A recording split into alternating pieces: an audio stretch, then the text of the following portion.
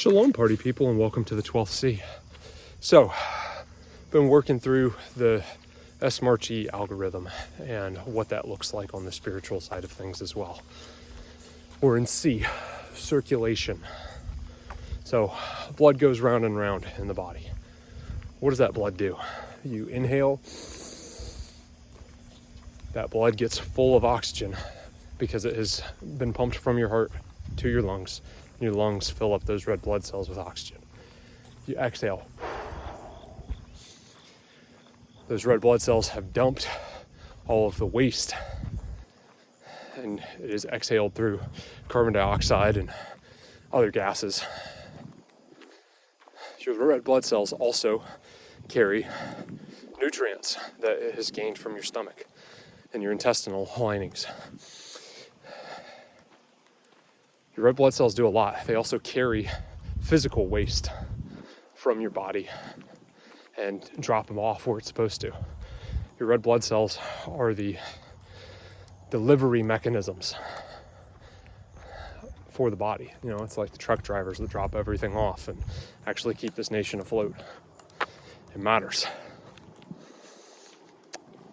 It's a delivery device. But if that heart is not beating, that circulation pump is not producing, and stuff doesn't go where it's supposed to go. Stuff doesn't do what it's supposed to do. It just stays stagnant, and that's a problem. So, spiritual side of things. We're talking about James. James chapter 1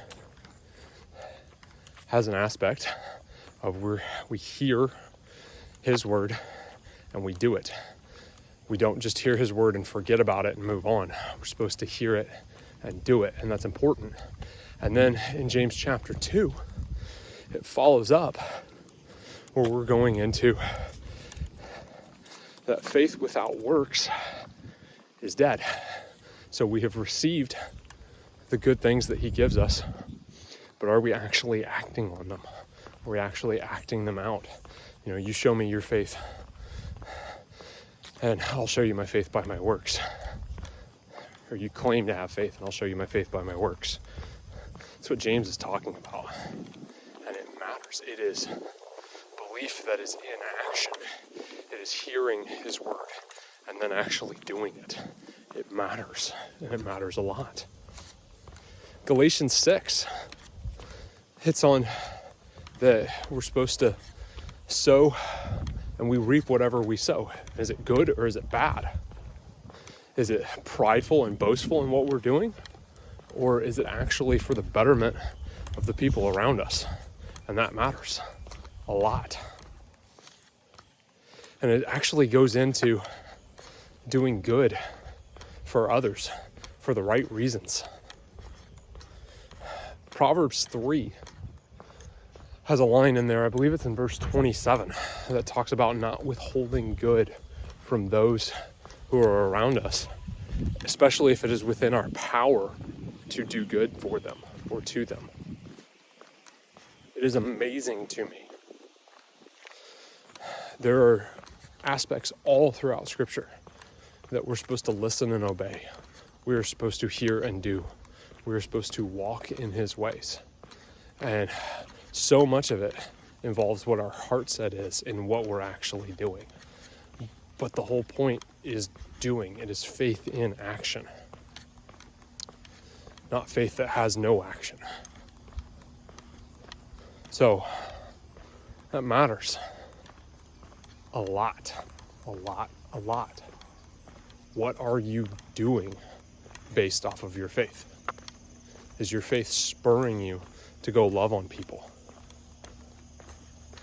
Do you see examples in Scripture, both positive and negative, and go, hey, now I know what's not only required of me, but what's just a decent example of either how to be a good neighbor or how not to be a good neighbor? How to love Yahweh with everything you got or how not to love Yahweh with everything you got. You see those examples, and you should chase after doing what's good. And not to get some pat on the back, not to, oh, I'm better than whatever, but actually do what's good because you love him and because he first loved us. It matters. If we're just stagnant, then yeah, that blood's just pooling up and it's not actually going and doing what it's supposed to do.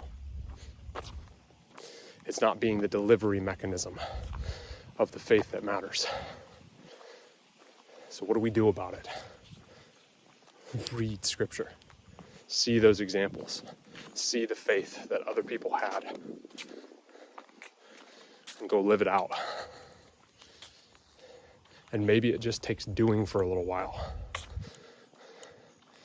But it clicks after a bit. Go do hard things.